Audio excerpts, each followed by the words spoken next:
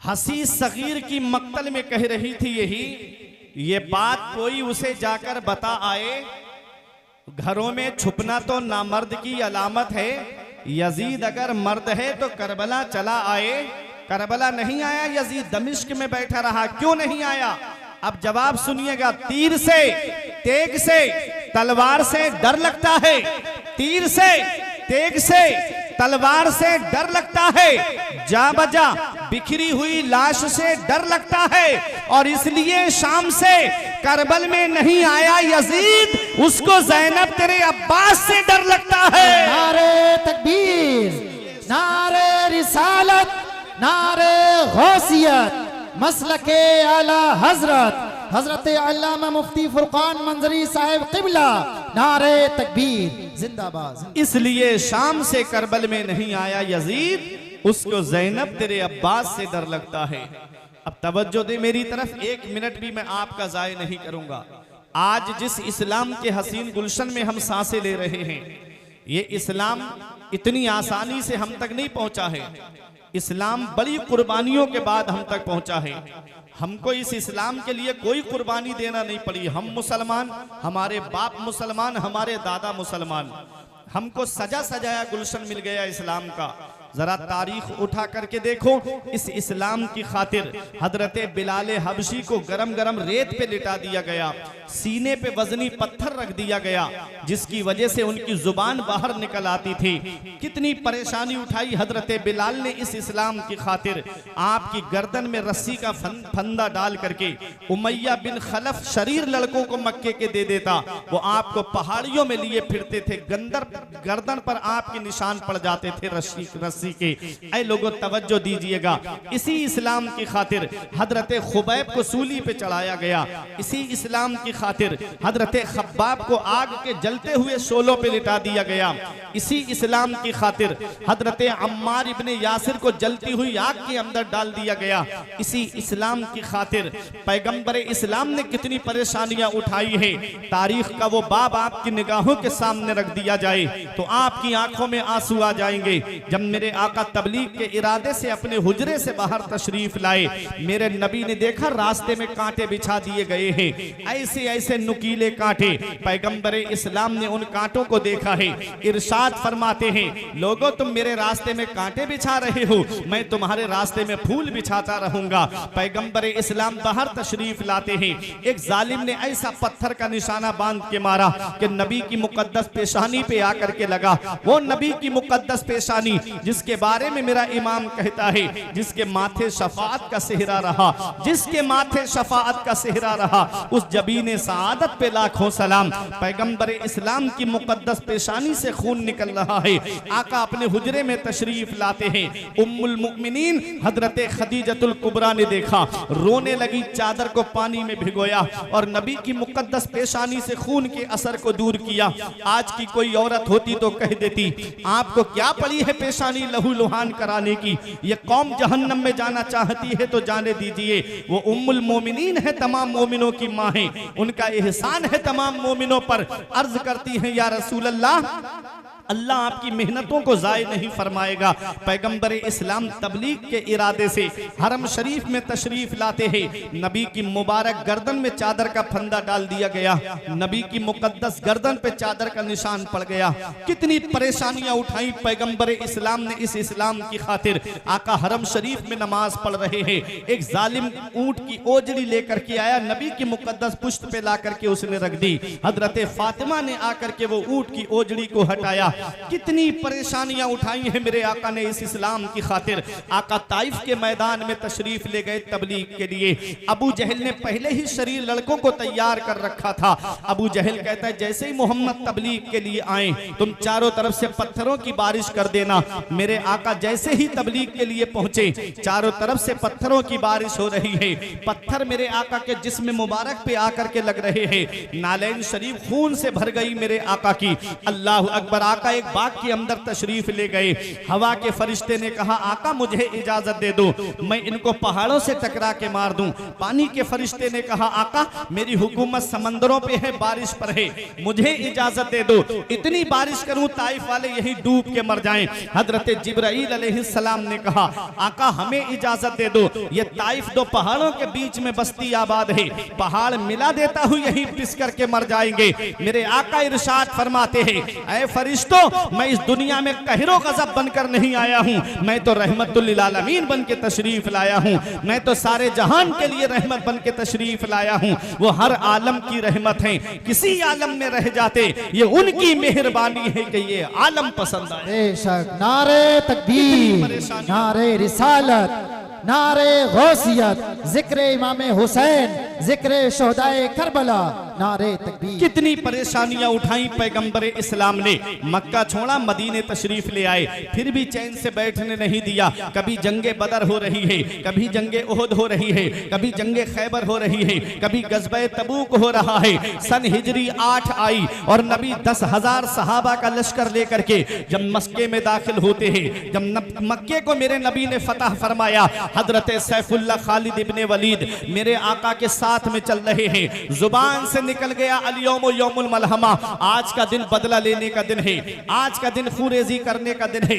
जिसने हमारे नबी को सताया है चुन चुन करके उनसे बदला लिया जाएगा। मेरे आका फरमाते ओ सैफुल्लाह खालिद इब्ने वलीद ये ना कहो आज का दिन बदला लेने का दिन है, ये कहो आज का दिन तो रहम करने का दिन है, आज का दिन तो माफ करने का दिन है, आज का दिन दरगुजर फरमाने का दिन है। हरम शरीफ में आका तशरीफ फरमा है, जिन्होंने नबी के रास्ते में कांटे बिछाए डरे सहमे बैठे हैं, नबी के रास्ते में कूड़ा डाला डरे सहमे बैठे हैं, पैगंबर इस्लाम को सताने वाले डरे हुए हैं। पता नहीं आज हमारे साथ क्या मामला होगा।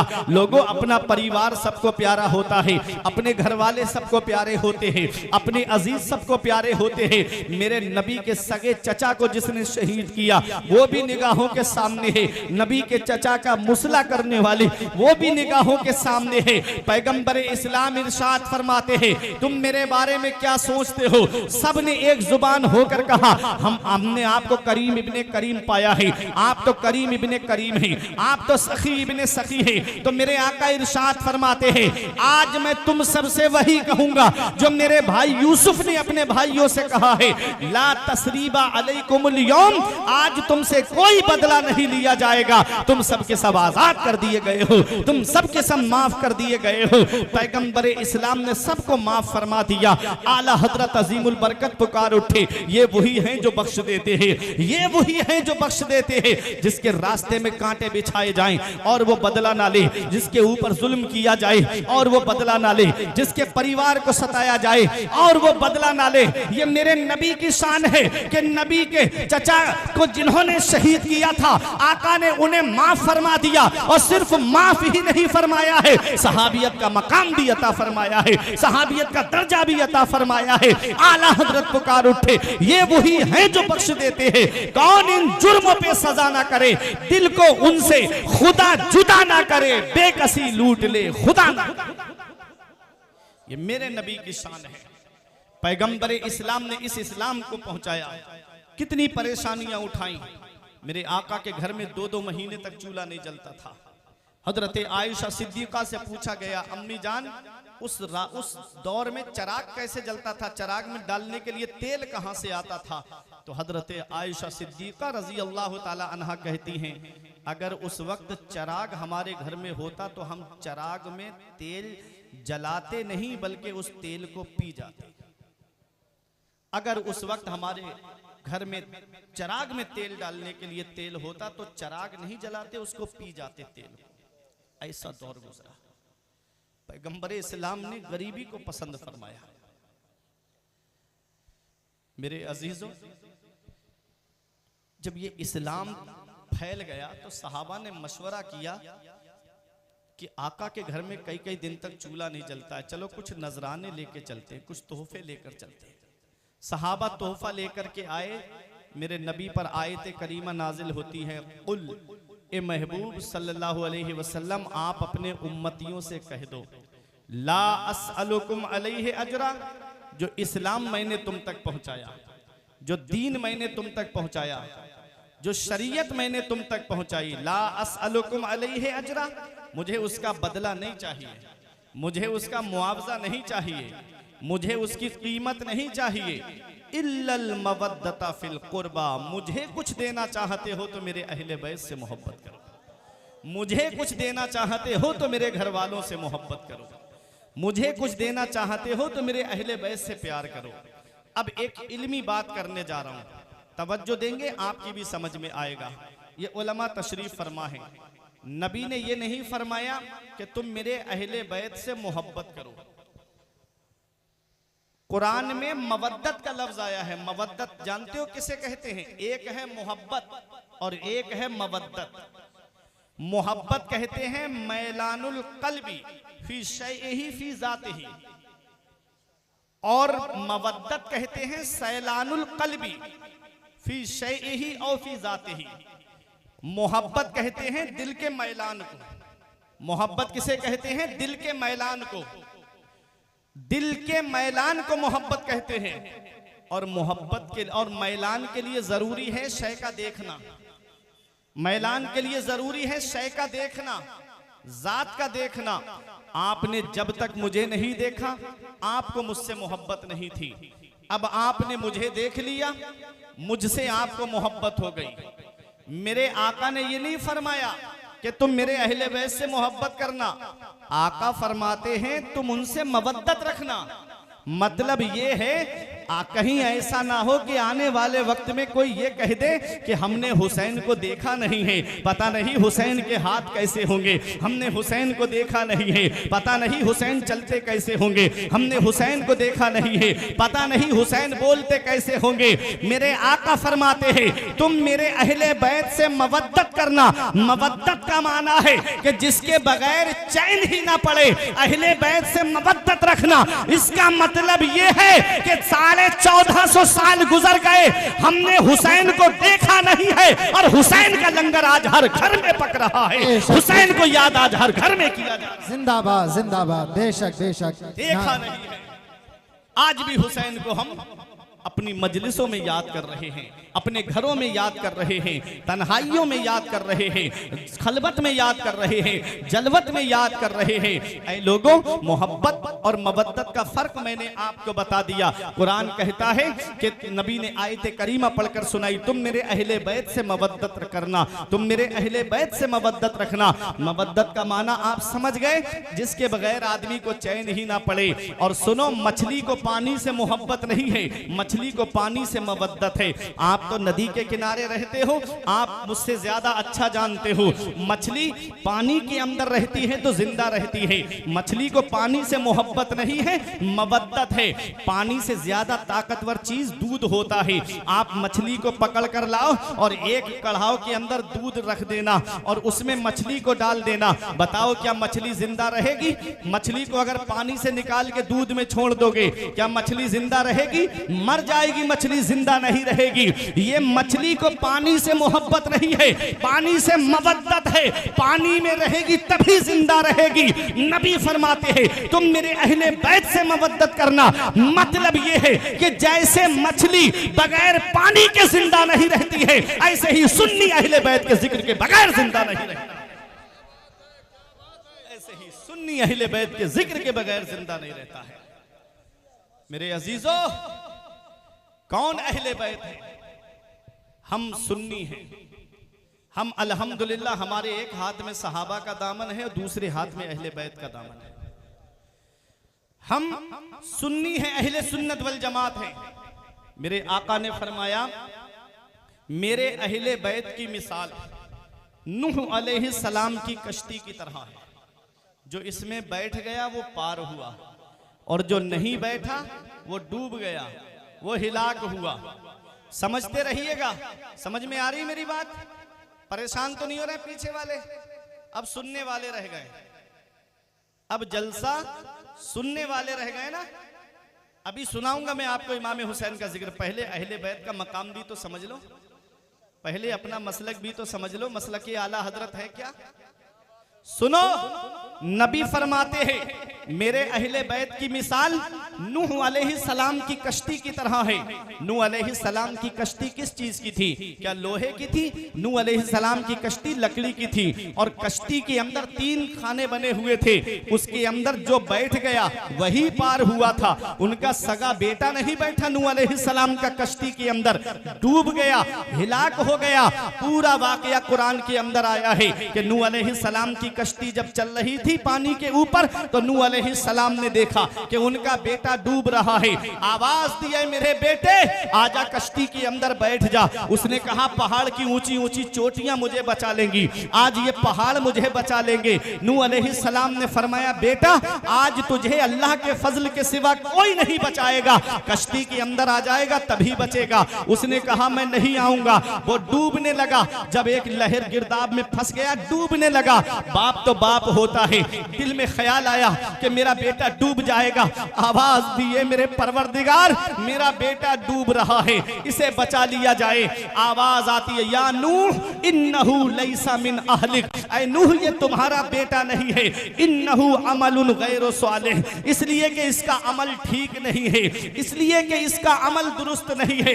नूह अलैहिस्सलाम का बेटा कश्ती में नहीं बैठा, डूब गया। अब मैं आपसे पूछना चाहता हूं, एक वो शख्स है जो कश्ती में बैठा नहीं है, बस बाहर खड़े होके कहता है कश्ती की बनावट कितनी अच्छी है, कश्ती के तख्ते कितने अच्छे हैं, कश्ती दिखती कितनी अच्छी है, कश्ती का कारीगर कितना अच्छा है, कश्ती की पतवार कितनी अच्छी है। बैठा नहीं तो वो भी किनारे पे नहीं पहुंचेगा। और जो बैठ गया है, और बैठने के बाद में जब हम सफर करते हैं, जब हम कहीं बाहर जाते हैं, मिसाल के तौर पे जब हम आपके यहाँ जलसे में आ रहे थे तो फारूक भाई ने हमको करंट लोकेशन भेज दी, लेकिन उस लोकेशन पे भी हम गलत रास्ते पे चले गए। आना चाहिए था हमको शारदा वाले रास्ते पर, चले गए सुंदरबल वाले रास्ते पर, लेकिन हम ये लोकेशन हमको लेकर के चली गई। लेकिन लिखा हुआ है जब लखीमपुर से चले तो लिखा है शारदा नहर 15 किलोमीटर है, और आगे बढ़े लिखा है 10 किलोमीटर है। तो ये जगह जगह मैप लगे हुए, जगह जगह कुछ निशान लगे हुए हैं, जगह जगह बोर्ड लगा है कि फला जगह फला इतनी दूरी पे रह गई है, तवज्जो दीजिएगा मेरी तरफ। जब आज हम जब सफर करते हैं, इधर जाएंगे धौरारा 15 किलोमीटर है, और आगे बढ़ेंगे सिसैया 20 किलोमीटर है, और आगे बढ़ेंगे नानपारा 15 किलोमीटर है, और आगे बढ़ेंगे बहराइच 40-45 किलोमीटर है। तो हम बोर्ड पत्थर पे निशानों पे देखते हुए चले जाते हैं। मोबाइल में मैप लगा लिया, उससे रास्ता पता कर लेते हैं। सुनो, जब हम रास्ते में निकलते हैं तो मैप लगा लेते हैं, रास्ता पता चल जाता है। उस दौर को याद करो जब दौर समंदर का सफर होता था, कश्तियों का सफर होता था। उस दौर में कोई मैप नहीं था, उस दौर में कुतुबनुमा नहीं था, उस दौर में कोई समते बताने वाला नहीं था। तो जब कश्तियों का सफर होता था, जब समंदर का सफर होता था, तो आदमी किनारे पे कैसे पहुंचता था? समंदर में तो सब तरफ एक सा नजर आता है, पूरब किधर है पता नहीं चलता, पश्चिम किधर है पता नहीं चलता, उत्तर किधर है पता नहीं चलता, दक्षिण किधर है पता नहीं चलता। तो उस वक्त पता कैसे लगाया जाता था? तो दिन में सूरज को देख करके अंदाजा लग जाता था कि पूरब किधर है, पश्चिम किधर, उत्तर किधर, दक्षिण किधर। और रात में सितारों को देख करके चाल का अंदाजा हो जाता था, सितारों को देख करके संतों का अंदाजा हो जाता था। पैगंबर इस्लाम की बारगाह में हमने अर्ज किया, या रसूल अल्लाह, हम अहले बैत की कश्ती में बैठ गए हैं, अहले बैत की मोहब्बत की कश्ती में हम सवार हो गए हैं। आका हम किनारे पे कैसे पहुंचेंगे? तो या रसूल अल्लाह, हमें किनारे पे पहुंचने के लिए सितारों की भी तो जरूरत पड़ेगी। नबी की बारगाह से जवाब मिलता है, अस्हाबी कन नुजूम बिअय्यिहिम इक्तदैतुम इहतदैतुम, मेरे सारे सहाबा सितारों की मिसल है, एक की भी पैरवी करोगे रास्ता पा जाओगे, हिदायत पा जाओगे। पता चला नबी के अहले बैत कश्ती है और सहाबा सितारे हैं। कश्ती में बैठोगे तो सितारों का सहारा लेना पड़ेगा, तभी मंजिल पे पहुंचोगे, तभी किनारे पे पहुंचोगे। अब एक भाई भी खामोश नहीं रहेगा। आसमान में 4 बड़े सितारे हैं, एक सितारा पूरब में दिखता है, एक पश्चिम में दिखता है, एक उत्तर में दिखता है, एक दक्षिण में दिखता है। आसमान में 4 बड़े सितारे हैं, जिससे आदमी को संतों का अंदाजा लग जाता है। हम अहले बैत की कश्ती में बैठ गए तो जमीन पर नबी के सितारे कौन है? तो सुनो, एक सितारे का नाम अबू बकर सिद्दीक है, एक सितारे का नाम उमर फारूक आजम है, एक सितारे का नाम उस्मान गनी है और एक सितारे का नाम मौला अली शेर खुदा है। नारे तकबीर, सारे लोग बोले नारे रिसालत, नारे रिसालत।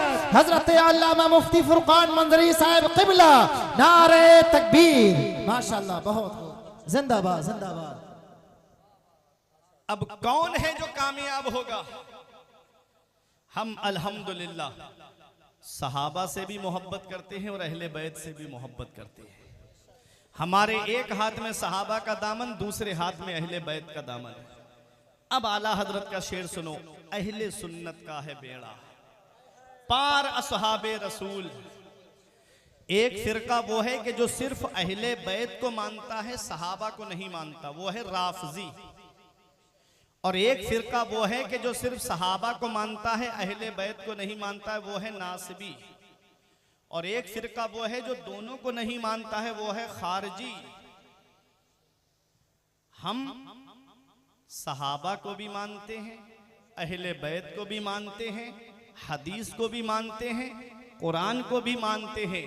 हम हैं अहले सुन्नत वल जमाअत। इसी को आला हजरत ने यूं आला हजरत शेर में बयान फरमाते हैं कि अहले सुन्नत का है बेड़ा पार असहाबे रसूल। नज्म है और नाव है इतरत रसूलुल्लाह की, तुझसे और जन्नत से क्या मतलब, वहां भी दूर हो हम रसूलुल्लाह के, जन्नत रसूलुल्लाह।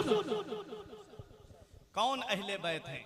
अब एक हदीस सुनो, खतीब बगदादी की रिवायत, राई तो लैलता उसरिया भी अला बाबिल जन्नत मकतूबा। आका फरमाते जब मैं मेराज को तशरीफ ले गया तो मैंने जन्नत के दरवाजे पे लिखा हुआ देखा। सहाबा ने अर्ज किया आका क्या लिखा है? नबी फरमाते लिखा है ला इलाहा इल्लल्लाहु मुहम्मदुर रसूलुल्लाह अलीयुन हिब्बुल्लाह फातिमतो खियारतुल्लाह अल हसन वल हुसैन सिफ़तुल्लाह व अला बाग़दिहिम लानतुल्लाह। आका फरमाते जन्नत के दरवाजे पे कलमा शरीफ लिखा है और लिखा है अली अल्लाह का महबूब है, फातिमा अल्लाह की पसंदीदा बंदी है, अल हसन वल हुसैन सिफ़तुल्लाह, हसन और हुसैन अल्लाह के चुनीदा बंदे हैं। जन्नत के दरवाजे पे किसका नाम लिखा है? जन्नत के दरवाजे पे मेरे नबी का नाम लिखा है। जन्नत के दरवाजे पर हजरत फातिमा का नाम लिखा है। जन्नत के दरवाजे पर मौला अली का नाम लिखा है। जन्नत के दरवाजे पर इमाम हसन और इमाम हुसैन का नाम लिखा है। मैं शायर अहले सुन्नत कारी अहमदुल फत्ताह साहब के मकान पर जाऊं तब तक घर के अंदर नहीं जा सकता जब तक अहमदुल फत्ताह भाई की इजाजत नहीं होगी। मैं मुनाजिर रजा साहब के मकान पर जाऊं तब तक घर के अंदर नहीं जा सकता जब तक मुनाजिर भाई की इजाजत नहीं होगी। मैं हाफिज जव्वाद साहब के मकान पर जाऊं तब तक घर के अंदर नहीं जा सकता जब तक जव्वाद भाई की इजाजत नहीं होगी। मैं फारूक भाई के मकान पर जाऊं तब तक घर के अंदर नहीं जा सकता जब तक फारूक भाई की इजाजत नहीं होगी। मैं इन उलमा शोरा व इम्मा के मकान पर जाऊं तब तक घर के अंदर नहीं जा सकता जब तक उलमा की इजाजत नहीं होगी। बताओ पठाननपुर वालों, जन्नत के दरवाजे पे किसका नाम लिखा है? जन्नत के दरवाजे पर मेरे नबी का नाम लिखा है। जन्नत के दरवाजे पर मौला अली का नाम लिखा है। जन्नत के दरवाजे पर हजरत फातिमा का नाम लिखा है। जन्नत के दरवाजे पर इमाम हसन और इमाम हुसैन का नाम लिखा है। जब तक पंजतन इजाजत नहीं देंगे किसी का बाप भी जन्नत में दाखिल नहीं हो सकता। जब तक पंजतन की इजाजत नहीं होगी कोई जन्नत में नहीं जा सकता। अल्लामा हसन कहते हैं बाग जन्नत के हैं बहरे मदहा खाने अहले बैत, तुमको मुजदा नार का ए दुश्मनाने अहले बैत। बे इजाजत जिनके घर में जिब्राइल आते नहीं, कद्र वाले जानते हैं कद्र शाने अहले बैत। बेअदब गुस्ताख फिरके को सुना दे ऐ हसन, यूं कहा करते हैं सुन्नी दास्ताने अहले बैत। यूं कहा करते हैं सुन्नी दास्ताने अहले बैत। अहले बैत में हजरत अली आते हैं, अहले बैत में हजरत फातिमा आती हैं, अहले बैत में इमाम हसन आते हैं, अहले बैत में इमाम हुसैन आते हैं। कौन हुसैन है? कौन हुसैन है? किसी के कान में अजान उसका बाप देता है, किसी के कान में अजान दादा देता है, किसी के कान में अजान उसका भाई देता है, किसी के कान में अजान नाना देते हैं, किसी के कान में अजान मामू देते हैं। मगर वह मेरे हुसैन तेरे कान में अजान देने वाले दोनों आलम के मालिक व मुख्तार हैं। हुसैन के कान में अजान देने वाले दोनों आलम के मालिक व मुख्तार मदीने वाले मुस्तफ़ा हैं। हुसैन का बचपन लाजवाब है, हुसैन की जवानी लाजवाब है। अरे हुसैन का नाम ऐसा मुबारक नाम है, हुसैन को आप हुसैन पढ़ें तब भी हुसैन की तारीफ है, हुसैन को हसीन पढ़ें तब भी हुसैन की तारीफ है। और ये किसके शेर हैं? ये मौला अली शेर खुदा के शेर हैं। मौला अली शेर खुदा के शेर हैं इमाम हुसैन। और मौला अली शेर खुदा का नाम माँ ने हैदर रखा था और बाप ने अली रखा था। और शेर एक ऐसा जानवर है कि जिसके किताबों में 600 नाम आए हैं। शेर को 600 नामों से पुकारा जाता है। शेर जब अपनी कछार में बैठा हो तो उसे असद कहते हैं, और जब कछार से बाहर निकले तो उसे जिरगाम कहते हैं, और जब मस्त होकर चहल कदमी करने लगे तो उसे जैगम कहते हैं, और जब शिकार की तरफ नजर जमा ले तो उसे गजनफर कहते हैं, और जब शिकार को पकड़ ले तो उसे हमजा कहते हैं, और जब शिकार को दबोच ले उसकी सांस रुकने लगे तो उसे अब्बास कहते हैं, और जब शिकार को 2 हिस्सों में फाड़ दे तो उसे हैदर कहते हैं, उसे हैदर कहते हैं। मौला अली शेर खुदा ने मरहब यहूदी को बीच में से फाड़ के कहा था, अनल्लज़ी सम्मतनी उम्मी हैदरा, मैं वो हूं जिसका नाम उसकी माँ ने शेर रखा है। उसी शेर खुदा का शेर है इमाम हुसैन। अली का घर भी क्या घर है कि जिस घर का हर एक बच्चा जहां पैदा हुआ शेर खुदा मालूम होता है। ऐ लोगों, कौन हुसैन है? बहारों से पूछो कौन हुसैन, नजारों से पूछो कौन हुसैन, आसमानों जमीन से पूछो कौन हुसैन, चांदो सूरज से पूछो कौन हुसैन, सितारों की किंदील से पूछो कौन हुसैन, हवाओं से पूछो कौन हुसैन। हुसैन के नाम में 4 हर्फ है, हा, सीन, या, नून मिला के हुआ हुसैन। चारों हर्फ अलग अलग पैगाम दे रहे हैं। हा ने कहा हक वाला हुसैन, सीन ने कहा सजदे में सर कटाने वाला हुसैन, या ने कहा याद खुदा में मस्त रहने वाला हुसैन, नून ने कहा नाना की उम्मत को बचाने वाला हुसैन। हम जिए कैसे उस इंसान के जीने की तरह, खून भी अपना नहीं जिसके पसीने की तरह। जब से देखा है किताबों में हुसैनो मिन्नी तो करबला भी मुझे लगता है मदीने की तरह। कौन हुसैन? मैंने कहा था ना, अपना घर सबको प्यारा होता है, अपना वतन सबको प्यारा होता है, अपना मुल्क सबको प्यारा होता है, अपना शहर सबको प्यारा होता है।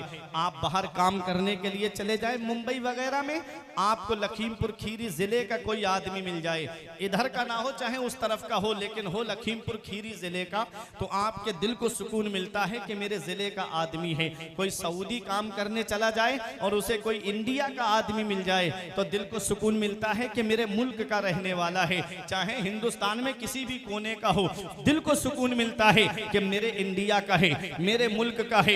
ऐ लोगों, अपना घर सबको प्यारा होता है। इस इस्लाम ने जब घर की कुर्बानी मांगी थी, हुसैन ने अपना घर छोड़ दिया। इस इस्लाम ने वतन की कुर्बानी मांगी, हुसैन ने अपना वतन छोड़ दिया। इस इस्लाम ने बच्चों की कुर्बानी मांगी, हुसैन ने बच्चे पेश कर दिए। इस इस्लाम ने माल की कुर्बानी मांगी, हुसैन ने माल पेश कर दिया। इस्लाम ने खुद हुसैन की कुर्बानी मांगी, हुसैन ने अपनी कुर्बानी पेश कर दी। ऐ लोगों, जरा तवज्जो दीजिएगा, अपना घर सबको प्यारा होता है। जब वतन की कुर्बानी मांगी, और वतन भी वो प्यारा वतन जिसके लिए हम 5 वक्त नमाजों में दुआ करते हैं, दिखा दे या इलाही वो मदीना कैसी बस्ती है जहां पर रात दिन मौला तेरी रहमत बरसती है। अल्लाह अकबर। हुसैन ने जब मदीना छोड़ा था तो आप सोचिएगा इमाम हुसैन के दिल पे क्या बीती होगी।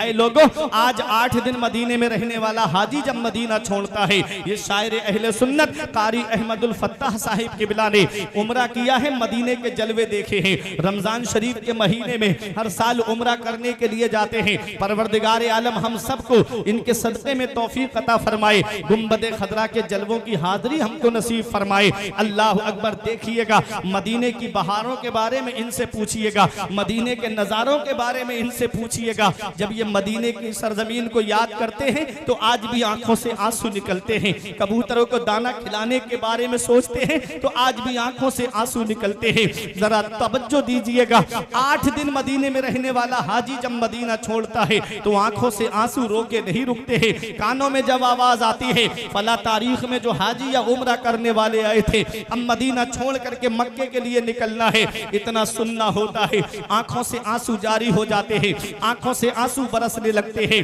अपना सामान्य सफर तैयार करता है हाजी और अपनी सवारी की तरफ बढ़ने से पहले अलविदाई सलाम करने नबी के रोजे पे जाता है, गुंबदे खदरा पे जाता है, सुनहरी जालियों के सामने खड़े होकर के यही दुआ करता है, मौला मैं इस दयार में आने के लिए पूरी जिंदगी दुआ करता रहा, दिखा दे या इलाही वो मदीना कैसी बस्ती है जहां पर रात दिन मौला तेरी रहमत बरसती है। मौला 8 दिन कब गुजर गए पता भी नहीं चला। ए मेरे परवरदिगार, अगर तू मुझे जिंदगी दे, मौला अगर तू मुझे दौलत दे, पैसा दे, तो एक बार अपने महबूब के रोजे की हाजिरी जरूर नसीब फरमा देना। ये दुआ करके हाजी वापस होता है, आंखों से आंसू रोके नहीं रुकते हैं। ये वो हाजी है जिसका घर मदीने में नहीं, ये वो हाजी है उम्रा करने वाला है जिसकी प्रॉपर्टी मदीने में नहीं, जिसका सरमाया मदीने में नहीं, सिर्फ नबी के रोजे का दीदार करने के लिए गया है। तब इसकी मोहब्बत का ये आलम है कि मदीना छूटता है तो आंखों से आंसू जारी हो जाते हैं, नबी का रोजा छूटता है तो आंखों से आंसू जारी हो जाते हैं,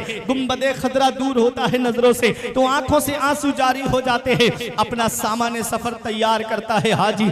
मैंने खुद हाजियों की जुबानी सुना है, मैंने खुद उम्रा करने वालों की जुबानी सुना है कि मदीने शरीफ की रुखसती ऐसी रुखसती है कि आंखों से आंसू रोके नहीं रुकते हैं। पूरी जिंदगी आदमी दुआ करता है, मौला मदीने शरीफ की हाजिरी नसीब फरमा दे। और जब मदीने में पहुंचता है और वहां की जो रुखसती होती है 8 दिन पूरे होने के बाद में, एक शायर ने कहा था, तैबा से लौटना किसी आशिक से पूछिए, तैबा से लौटना किसी आशिक से पूछिए, ऐसा लगा कि रूह बदन से निकल गई, ऐसा लगा कि रूह बदन से निकल गई जब गुंबदे खदरा पे वो पहली नजर गई।